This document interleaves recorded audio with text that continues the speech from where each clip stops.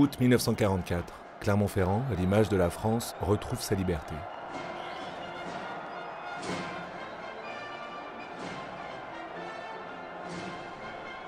À la liesse populaire succèdent l'inquiétude et le deuil.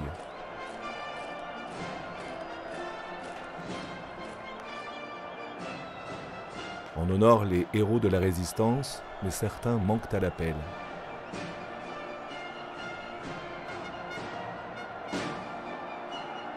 Où est passé Camille Leclanché, surnommé Buron?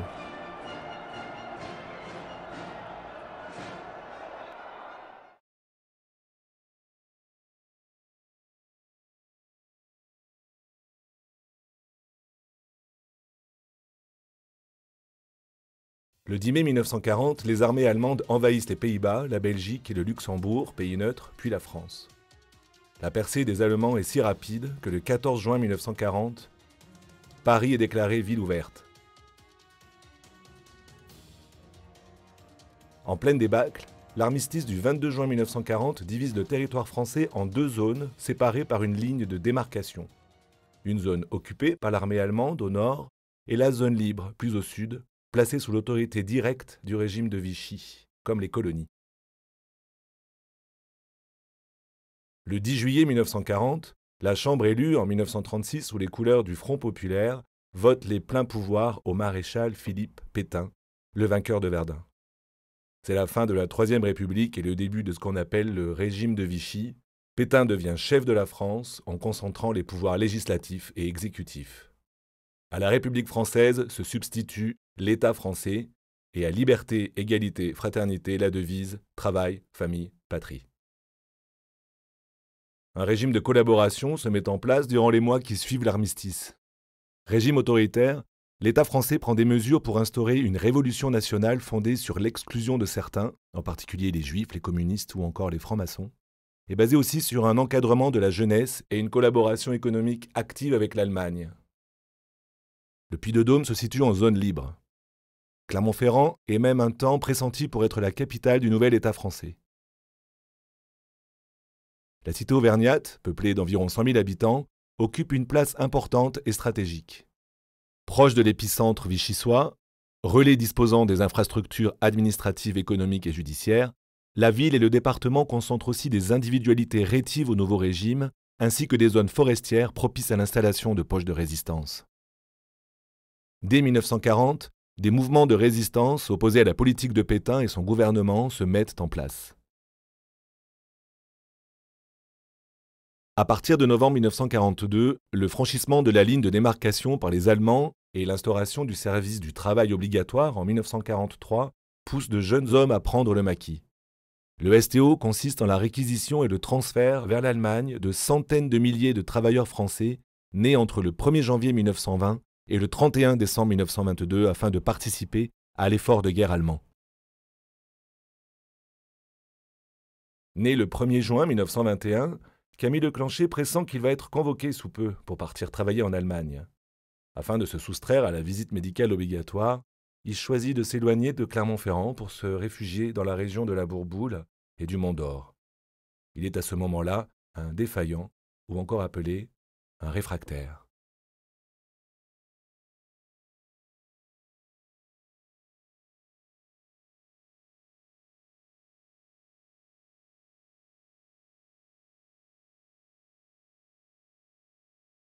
Camille Leclanché est le fils de Lucien Leclanché, tourneur sur métaux, et de Jeanne Ravel, employée à la Banque de France. Le couple a eu 3 enfants. Simone, née à Clermont-Ferrand en 1917. Edmond, né en 1918 à Lyon. Et enfin Camille, née en 1921 à Bourges. Ses parents se seraient rencontrés au cours de la Grande Guerre. Grièvement blessé en 1914, son père décède suite à de nombreuses opérations liées à ses blessures en 1925. Sa mère élève alors, seule, ses 3 enfants à Clermont-Ferrand. À la veille de la Seconde Guerre mondiale, les 3 jeunes gens mènent une vie ordinaire. Simone, l'aîné, travaille comme sa mère à la Banque de France. Edmond, lui, est danseur acrobatique. Camille Leclanché passe une enfance et une adolescence ordinaires. Il obtient son certificat d'études primaires et excelle dans la pratique de l'athlétisme au sein du stade clermontois, notamment le saut en hauteur. Début juillet 1939, il prend part aux championnats régionaux d'athlétisme dans la Ligue du Centre. Dans la catégorie senior, il obtient la 2e place en saut en hauteur avec 1,75 m. Il semble avoir aussi participé en tant que junior à l'épreuve de lancer de poids. Il finit 2e avec un jet de 9 mètres. Il participe ensuite au 47e championnat de France senior d'athlétisme à Colombes les 22 et 23 juillet 1939. Peu après, il remporte le concours de saut en hauteur à Dompierre-sur-Bèbre au mois d'août en passant 1,70 m, puis en septembre à Bellerive avec 1,77 m. Il remporte la finale du championnat de France de triathlon à Lyon en 1941, se distingue au basket puis au rugby. Sportif accompli, doté de capacités physiques exceptionnelles, Camille fait aussi de la lutte au Stade Clermontois et commence ainsi à se faire un nom dans la cité auvergnate. Au début de la guerre, rien ne permet d'entrevoir la destinée du jeune homme. Sa mère mentionne simplement un voyage dans la région de Bordeaux après l'armistice. C'est en compagnie d'un nommé Fouillou, sapeur-pompier demeurant rue Fongièvre, qu'il avait effectué cette randonnée. Par ailleurs, sa sœur, interrogée sur son frère, déclare ne pas voir en lui un activiste politique. Mon frère faisait partie de la société sportive Stade Clermontois et il avait choisi ses camarades parmi les membres de ce club. À ma connaissance, il n'a jamais appartenu à aucun parti politique, sauf avant-guerre, il était affilié à la CGT. Depuis son retour des chantiers de jeunesse, jusqu'à son départ de la maison, et même dans des occasions où je l'ai revu depuis cette date, il n'a jamais manifesté aucune opinion quelle qu'elle soit. À la même époque, Camille Leclanché a entamé une relation amoureuse avec Marie-Louise Gatignol, une coiffeuse clermontoise.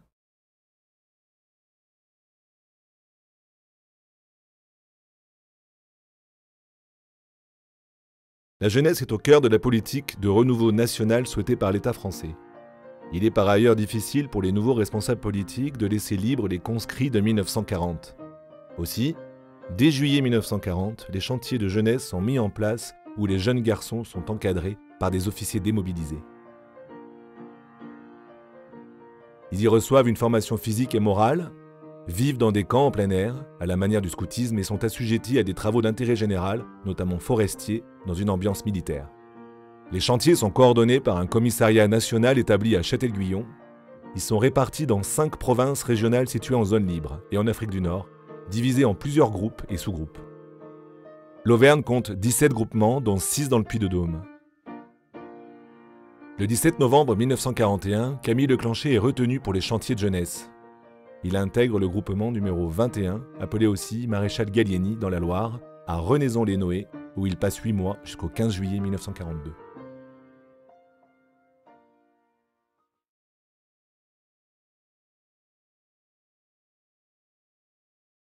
À son retour des chantiers de jeunesse, Camille Leclanché travaille comme ouvrier ébéniste chez un certain Bergamini à Chamalières.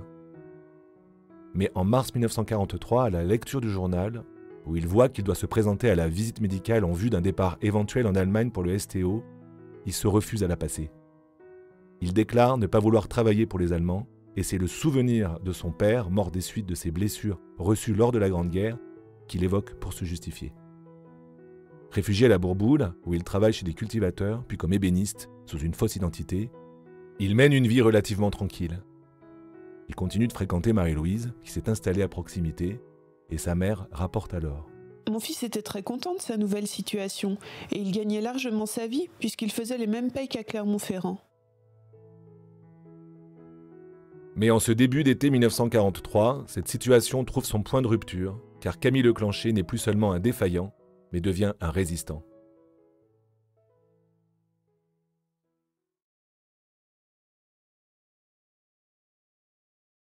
Camille Leclanché explique comment s'est opéré ce basculement vers une vie nouvelle. C'est vers le mois de juin que j'ai rencontré un autre défaillant, que j'ai toujours connu sous le seul nom de Pierre, dans un maquis près du Mont d'Or. Il m'a laissé entendre qu'il était membre d'une organisation à laquelle je pourrais adhérer. J'ai accepté. À la même époque, j'ai fait la connaissance de plusieurs jeunes gens se trouvant dans la même situation que moi, lesquels m'ont invité à entrer dans leur bande, qui se composait d'une douzaine de réfractaires. Vers la fin juin, pensant être mieux dans la région de Vic-le-Comte, je m'y suis rendu seul et suis resté au lieu dit La Beauté, toujours avec d'autres camarades et d'où nous sommes partis quelques jours avant l'opération de police.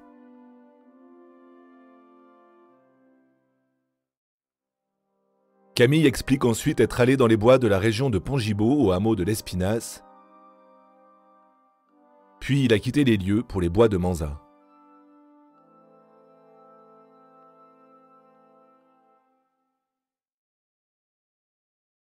En réalité, devenu membre à part entière de la résistance dans le premier corps franc d'Auvergne, Camille a quitté son emploi et agit sous le pseudonyme de Buron. Sous les ordres de son chef de réseau, Lucien Blanchet, alias Bernard, muni de faux papiers qui le font passer pour Simon Lany, un moniteur d'éducation physique, il effectue de nombreux passages à Clermont-Ferrand avec son ami Raymond Labonne, surnommé Irma, un autre réfractaire et résistant. Il est chargé de recueillir des renseignements destinés à la résistance.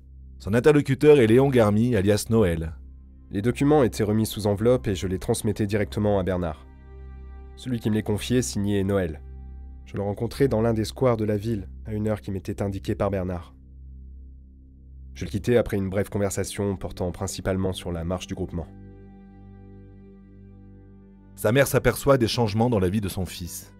J'ai compris qu'il se tramait quelque chose et j'ai insisté auprès de lui pour qu'il évite de faire partie d'une organisation active de résistants. Je savais que mon fils avait adhéré au mouvement de résistance car j'avais surpris une conversation entre Labonne et lui.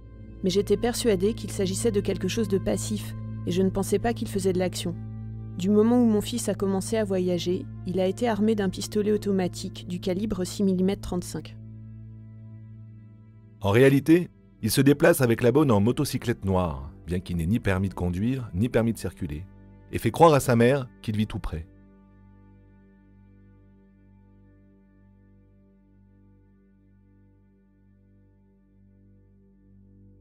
Camille Leclanché n'est pas qu'un passeur d'armes ou encore un simple messager. Avec Labonne, ils sont les spécialistes des explosifs. Ils forment une équipe chargée de réaliser les principaux sabotages de la région.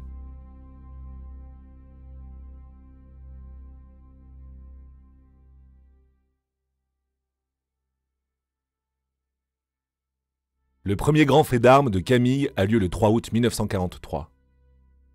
Quelque temps auparavant, la gendarmerie d'Arlan a été attaquée par un groupe de résistants dont certains ont été arrêtés et condamnés aux travaux forcés par le tribunal de Riom.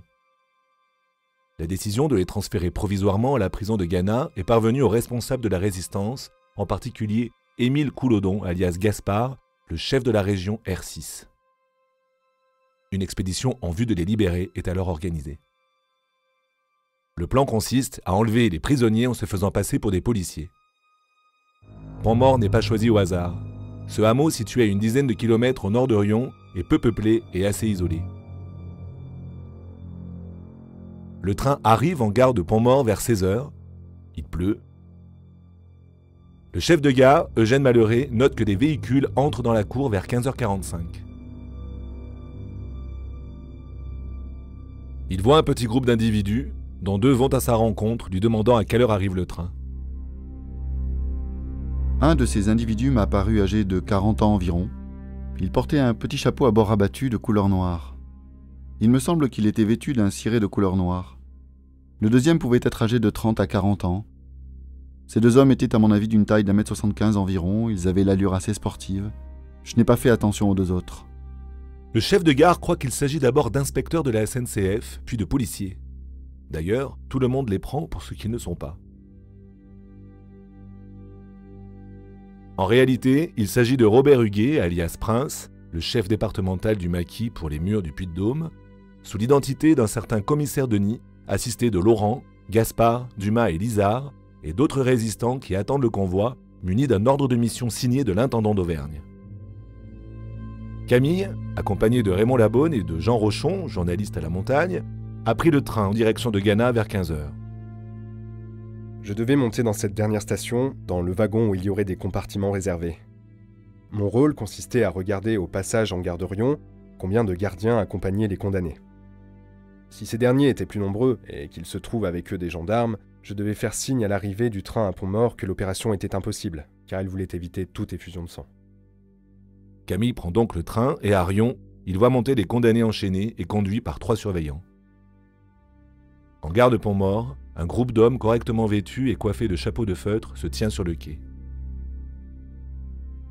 Leclanché et Labonne leur font signe et leur indiquent discrètement le wagon des détenus.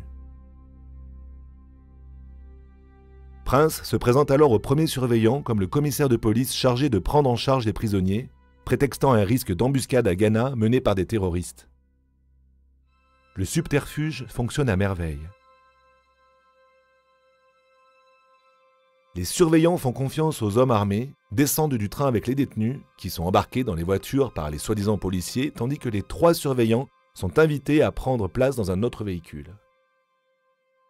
Quelques centaines de mètres plus loin, le surveillant Marmoiton et ses collègues sentent soudain un tampon d'ouate sur la bouche et le nez. À leur réveil au bord de la route, fouillant leurs poches, ils font une étrange découverte. Un billet de 1000 francs plié dans un morceau de papier blanc sur lequel est inscrite la phrase « Mouvement de résistance uni, tous contre les Boches ». De cette affaire de Pont-Mort, il reste une complainte vraisemblablement écrite par les hommes des murs.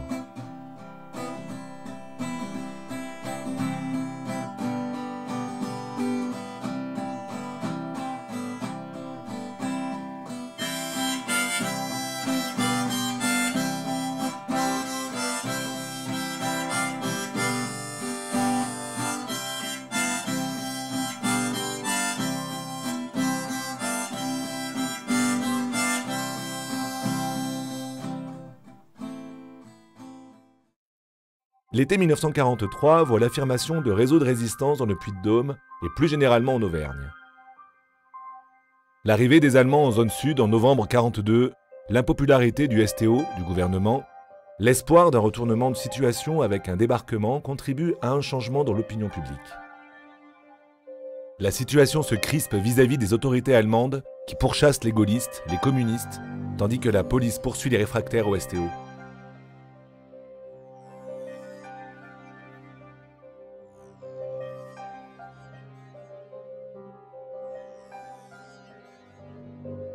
La milice, quant à elle, est à la recherche des Juifs.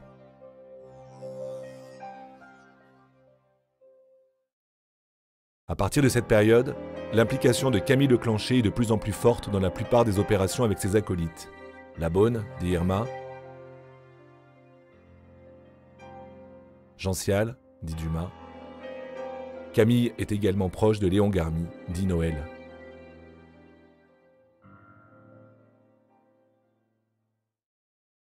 On peut citer à leur actif, entre autres, le 31 juillet 1943, la destruction de matériel aux imprimeries Mont-Louis à Clermont-Ferrand, notamment la rotative imprimant Le Moniteur, journal de Pierre Laval, et le 1er août, le sabotage d'un transformateur électrique à l'usine Michelin de Catarou.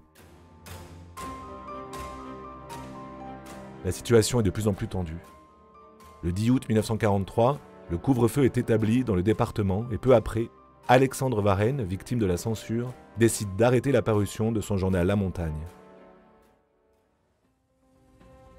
Le 18 septembre 1943, vers 21h, 2 explosions détruisent un excavateur à la sablière de Pont-du-Château qui approvisionne les Allemands.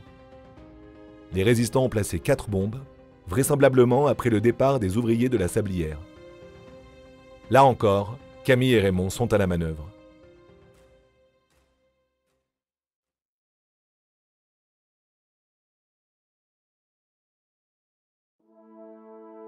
Le vendredi 24 septembre 1943, dans le centre d'Issoire, vers 10h, 2 gardiens de la paix remarquent place de la République une Citroën type 11 chevaux de couleur noire qui se trouve stationnée depuis un long moment.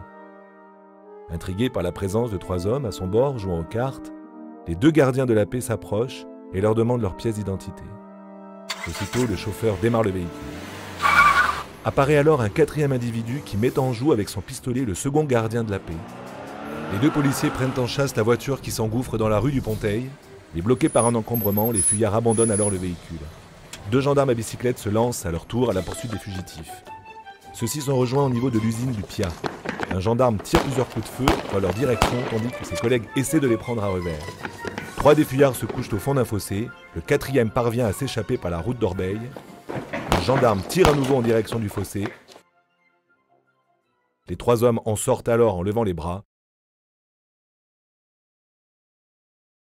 Il s'agit de Camille Leclanché, Georges Gans et Robert Jean Cial. Les prisonniers sont transférés ensuite de la gendarmerie à la maison d'arrêt d'Issoire. Avant cela, ils sont interrogés notamment sur leur présence à Issoire.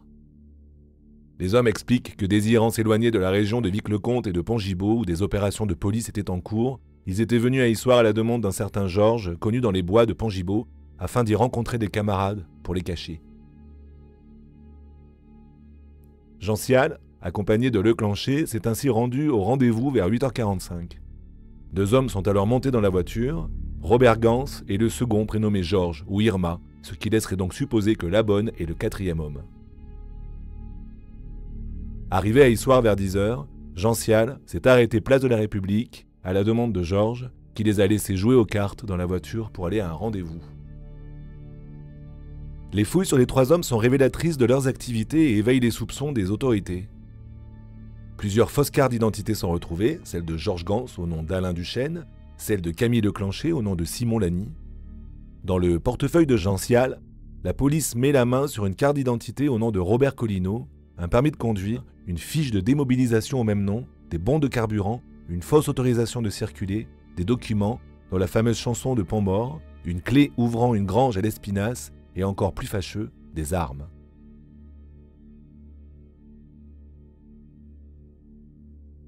La voiture des résistants qui renferme un véritable arsenal est également inspectée.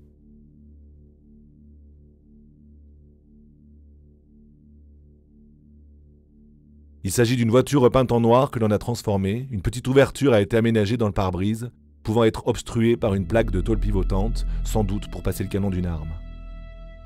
Les garde-boue arrière sont blindés. Le dossier du siège arrière et les 2 angles de la coque ont été renforcés avec des plaques d'acier. La glace arrière est mobile et peut être rabattue intérieurement pour pouvoir tirer.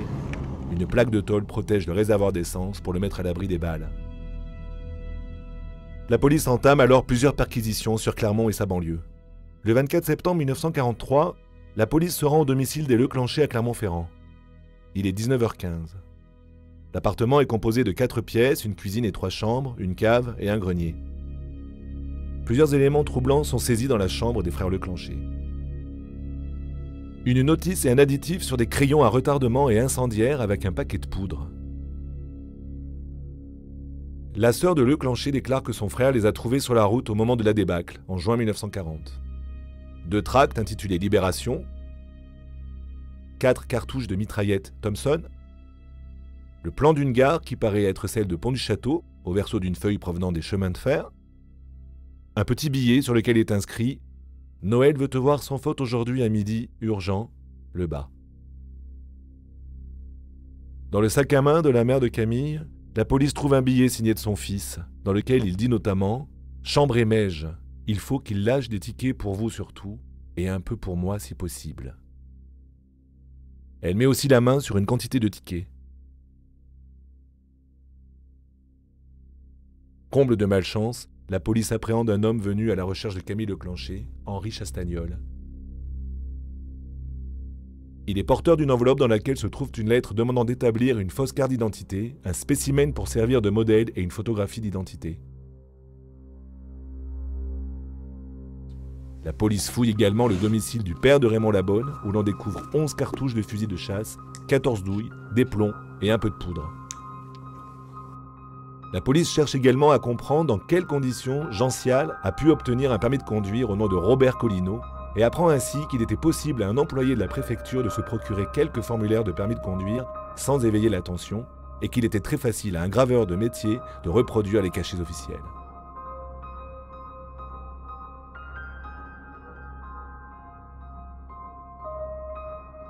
Les 3 hommes arrêtés sont interrogés entre la fin septembre et début octobre. Ils sont, pour 2 d'entre eux, notamment Leclanché, reconnus coupables d'infraction à la loi du 5 juin 1943 qui réprime les activités communistes, anarchistes, terroristes ou subversives. Les conclusions des interrogatoires sont les suivantes. Jean Sial, connu des autorités, qui remet en état les véhicules pour les corps francs, est considéré comme un des mécaniciens et des chauffeurs de l'organisation résistante. On le suspecte d'avoir participé à des vols d'essence et d'automobiles. Il reconnaît avoir participé à l'évasion de Pont-Mort. Leclanché est considéré comme un agent de liaison de l'organisation et comme transporteur d'armes. C'est la perquisition effectuée chez sa mère qui révèle son rôle dans la résistance, en particulier le compte-rendu de la main de Noël sur l'attentat contre le dépôt des locomotives d'Aulnat et les différents documents et objets retrouvés chez lui.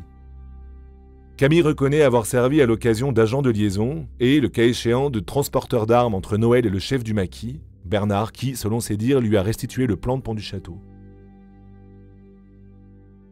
Au sujet du compte-rendu du deuxième attentat à Aulnat, il précise qu'il traînait sur la table d'un cantonnement et ose une pointe d'humour. Je l'ai trouvé, par hasard, traînant sur une table de notre refuge, des environs de Manza. Je ne saurais vous expliquer pour quelle raison je l'ai pris, peut-être pour aller au water. Quand on l'interroge sur sa possession de matériel à explosif, le clancher répond. La boîte de détonateur provient évidemment d'un parachutage. Je ne saurais vous préciser l'endroit où je l'ai pris. Quant à la boîte de crayon allumeur, je l'utilisais comme étui à cigarette. Cependant, l'enquête fait mouche au sujet de l'énigmatique Noël. La technicité des termes employés dans le mot trouvé chez Camille implique forcément la complicité d'un cheminot. Après un examen graphologique, la police identifie l'auteur. Il s'agit de Léon Garmy, chef d'équipe au dépôt des machines de Clermont-Ferrand. Étant en congé, il échappe à la police venue l'arrêter. Probablement a-t-il eu vent de l'arrestation de ses compagnons à Issoire. L'interrogatoire de la fiancée de Camille, mademoiselle Gatignolles, qui reste évasive, mentionne des vendanges à Pronsat, en compagnie de Camille chez les parents d'un cheminot clermontois. Il s'agit en réalité du beau-père de Léon Garmy. Mais au final, l'étude de l'emploi du temps de Léon Garmy ne donne rien de probant. Le 12 octobre 1943, à 9h, des gendarmes, dont le chef de brigade, se présentent aux gardiens de la maison d'arrêt de Clermont avec une réquisition d'extraction. Sont annexés une note de l'intendance de police et un bulletin de service donnant l'ordre de conduire les 3 détenus, Leclancher, Gans et Gential, à la chambre d'instruction. Les détenus menottés sortent alors, solidement encadrés par les gendarmes. Quelques mètres plus loin, le fils du surveillant-chef observe avec surprise depuis l'appartement de son père que les gendarmes ôtent les menottes aux prisonniers qui se séparent à l'angle de la rue Philippe-Marcombe et de la rue Pascal. L'alerte est donnée, mais malgré les barrages de police, à chacune des sorties de Clermont-Ferrand et les patrouilles déployées en ville, il est impossible de mettre la main sur les fugitifs et les faux gendarmes. Nouveau rebondissement, quelques jours plus tard, le 21 octobre 1943, on constate la disparition de la fameuse voiture Citroën saisie à Issoire. Un gardien de la paix a vu passer vers 13h30 un gros camion bâché, de couleur verdâtre, remorquer la Citroën en question. Les mois qui suivent voient les actes de sabotage se poursuivre, dont certains sont imputables à Camille Leclancher et Raymond Labonne. Le 23 octobre 1943, une bombe explose au dépôt de la SNCF, route d'Aulnat. Une autre, avenue des États-Unis, au centre de la propagande de Vichy, fait voler en éclats les vitrines du bâtiment. Le 3 novembre 1943, un attentat à Roya détruit la station radiotélégraphique et le 18 novembre 1943, 30 000 pneumatiques sont détruits au dépôt des usines Michelin. Enfin, le 9 décembre 1943, un train transportant des troupes allemandes déraille près des Martres de Verre.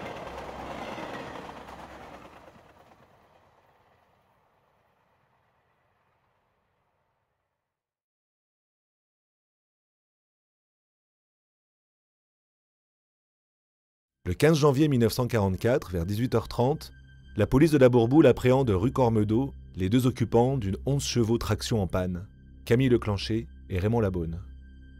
Un 3e homme les accompagne, Charlie Darson, dit Charlie, mais celui-ci, un peu en retrait à l'arrivée des policiers, n'est pas repéré. Les 2 hommes sont fouillés.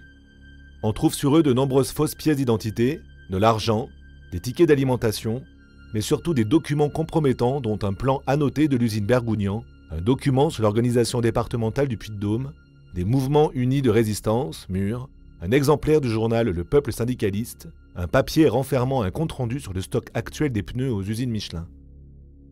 La voiture renferme un stock d'armes et d'explosifs impressionnant.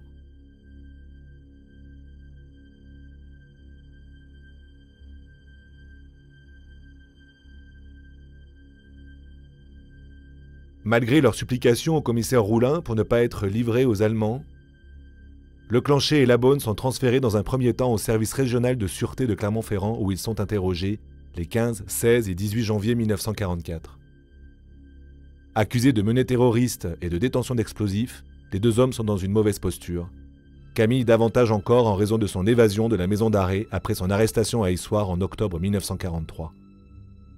Interrogé sur ses activités depuis son évasion, Leclanché déclare être resté caché durant de longues semaines dans la région d'Aix-Pers, en compagnie de ses compagnons d'évasion, Jean Cial et Gans, dans une maison inhabitée. Il déclare avoir repris des activités de transporteur d'armes et d'agent de liaison depuis le mois de décembre, tout en niant toute participation aux différents attentats commis. Concernant les documents trouvés sur lui ainsi que les armes et explosifs, il se borne à déclarer qu'ils lui ont été remis par les membres de l'organisation en vue de les livrer aux différents maquis. Je reconnais appartenir au mouvement uni de résistance, mais je me refuse à fournir le moindre renseignement sur l'organisation de ces mouvements, et à faire connaître les lieux et les personnes à qui j'avais mission de remettre le matériel transporté. Je ne saurais non plus fournir le moindre renseignement sur la provenance du matériel que mon camarade et moi transportions, et sur les lieux où je l'ai pris en charge. Les deux hommes en disent le moins possible et tentent de brouiller les pistes. Camille se refuse à donner des informations sur le plan des usines Bergounian, ainsi que sur l'organisation des murs, en admettant seulement que l'argent trouvé sur lui a été remis par cette structure pour couvrir ses frais ou aider des réfractaires. Les autorités tentent en vain de trouver l'origine des tickets d'alimentation qui sont bien authentiques. Au sujet d'une lettre trouvée sur lui et adressée à Madame Gatignolles dans laquelle une jeune fille lui demande de déposer du linge dans un magasin de radio à Clermont-Ferrand, Camille ose même affirmer qu'elle lui a été confiée par un camarade de maquis surnommé Buron. Finalement, les deux hommes sont inculpés de détention d'armes, d'explosifs et de menées terroristes. La nouvelle de l'arrestation des deux hommes s'est répandue dans les milieux résistants. Une opération d'évasion organisée par les principaux responsables, Gaspard, Bénévole, Dumas et Bernard, est mise en œuvre avec Simone Leclanché comme agent de liaison. Il faut trouver des complices, et c'est en la personne de René Marcel à Sancy que l'opération d'évasion peut être lancée. Dans la nuit du 24 au 25 janvier 1944 à 5h30, lors de son tour de garde, le surveillant auxiliaire René Marcel à Sancy ouvre la cellule de la Beaune, présente un ordre de levée d'écrou aux autres gardiens et s'enfuit avec lui. Malheureusement, c'est trop tard pour Camille qui a été livré aux autorités allemandes la veille au soir. Le gardien, révolté par ce qu'il considère comme une trahison, justifie ainsi son acte. Puisque Leclanché a été livré à la police Boche par la police française, je me retrouve dégagé de ce fait de mes engagements. Jamais je ne collaborerai avec la police allemande. Camille est emmené à Vichy dans les locaux de la police allemande à l'hôtel du Portugal. Impossible de le faire évader. Malgré des repérages effectués par son frère Edmond, ses amis se résignent à son arrestation. Sa mère se rend dans les locaux de la Gestapo pour implorer la libération de son fils, mais se heurte à un refus de Geisler. Quant à Simone, la sœur de Camille, elle est arrêtée alors qu'elle vient lui livrer du linge, puis déportée en Allemagne.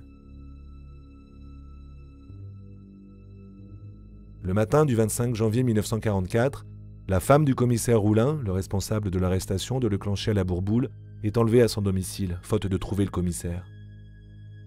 Le coup est réalisé par une douzaine d'hommes, dont la Bonne semble être le chef. À Sancy, l'ancien gardien semble faire partie de la bande. L'objectif est de faire pression pour faire libérer Camille, mais en vain. Léon Garmy, voisin de cellule et camarade de Camille, raconte le temps passé dans les geôles à Vichy sur des feuilles dissimulées dans du linge. Camille arriva ici le 23 janvier, un soir. J'entendis. Je reconnus sa voix. Il avait été placé dans la cellule en face de la mienne. Nous avons été heureux tous les deux de cette coïncidence. Il avait les fers aux pieds et les menottes aux mains. On le débarrassa de ses menottes seulement. Il m'apprit son arrestation ainsi que celle d'Irma. Il devait partir, lui et Irma, et j'ai su par la suite que l'évasion d'Irma avait réussi. 2 jours après, Camille fut interrogé. On vint le chercher. Il fut conduit dans une salle au-dessus de ma cellule. J'ai bien entendu sa voix. Pendant 3 heures, il fut battu à coups de pied, de poing et de nerfs de bœuf. Il tint bon et ne dit que le minimum indispensable pour éviter d'être tué. J'écoutais, haletant, debout sur ma couche, la tête à quelques centimètres du plafond. Je l'entendis gémir ainsi jusqu'à 6 heures du matin.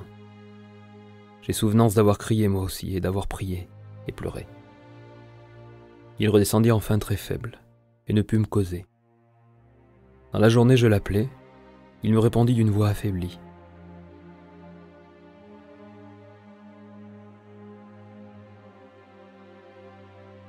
Il me montra par le Judas ses dents cassées, sa pauvre figure toute noircie et toute tuméfiée. Son corps n'était qu'une plaie. Nous parlions souvent, cher et grand cœur. Comme j'ai pu apprécier ta délicatesse et ton courage, ton héroïsme. Au bout de 15 jours, ils furent conduits à l'interrogatoire, rossés à nouveau. Il ne dit pas grand-chose, mais redescendit avec les menottes au poignet. C'est alors là qu'il souffrit. Un soldat, une brute, l'avait pris en aversion. Il vint le voir un soir, une fois les lumières éteintes, et ouvrit brusquement la porte. Camille fut surpris et battu. On trouva une planche descellée, on l'accusa de vouloir s'évader, et on lui serra la chaîne des pieds. Il ne pouvait pas faire des pas de plus de 20 cm, et les soirs le malheureux allait vider son seau sous les railleries des soldats. On lui donnait à peine le temps de boire son café ou de manger sa soupe, vite. On lui remettait ses menottes et le malheureux devait manger son pain comme les chiens, sans le secours des mains. Il est parti le 2 mars, un matin, au petit jour. J'ignore pour où. Je n'ai jamais pu le savoir. Je n'exagère rien en disant que ce fut un héros, un vrai, un pur. Il fut beau, il ne se plaignait jamais. Et ce fut lui qui me remontait le moral. Nous avons une grande affection l'un pour l'autre, et s'il est tombé, je me suis juré de le venger. Ainsi, le 2 mars, Camille est transporté inanimé et emmené dans une voiture qui reviendra 2 heures plus tard sans lui. C'est la dernière fois que l'on a trace du résistant.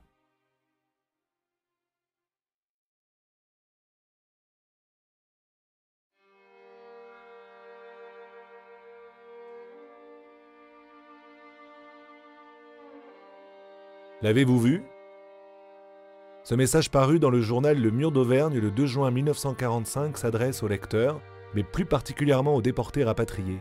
Les déportés rapatriés qui auraient vu en Allemagne celui qui reste un des plus purs héros de la résistance d'Auvergne sont priés de donner tout renseignement au Mur d'Auvergne, qui transmettra à sa famille et à ses nombreux amis.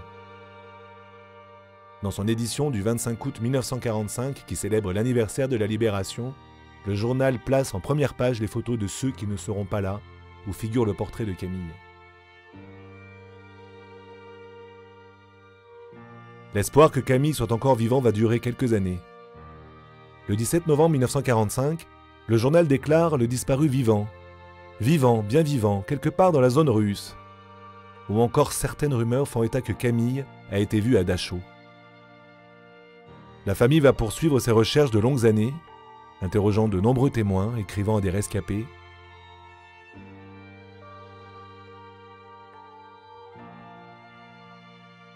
Sa mère établit une liste des témoins qu'elle contacte parmi les prisonniers de la Gestapo susceptibles de l'avoir vu. Mais résignée, elle abandonne peu à peu ses recherches. Camille entre peu à peu dans la légende, celle des héros, des martyrs de la résistance auxquels le Mur consacre de nombreux articles dans l'après-guerre.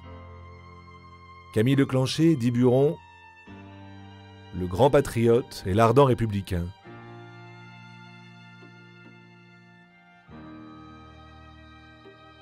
Une des plus belles figures de la résistance d'Auvergne. Le journal rappelant ses faits d'armes en compagnie de son ami Labaune. On narre son arrestation et les tortures subies à Vichy pour mieux souligner son héroïsme et son sacrifice. Au passage, on rend hommage à Noël Garmy. Le Mur affirme même que devant son abnégation et son refus de parler, les Allemands admiraient son courage et Geisler, chef du SD du Massif central lui-même, hésita à l'envoyer au poteau.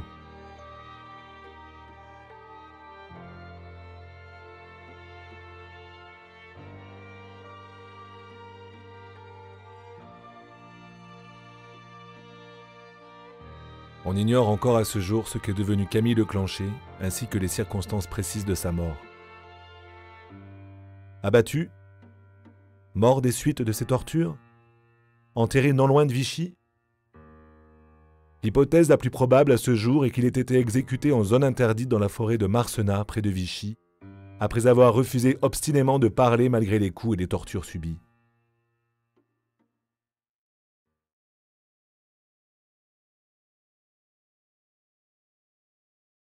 Camille repose symboliquement auprès des siens au cimetière des Carmes à Clermont-Ferrand. Un stade porte son nom, associé à celui de son frère, ainsi qu'une salle de sport, une stèle et un trophée de lutte.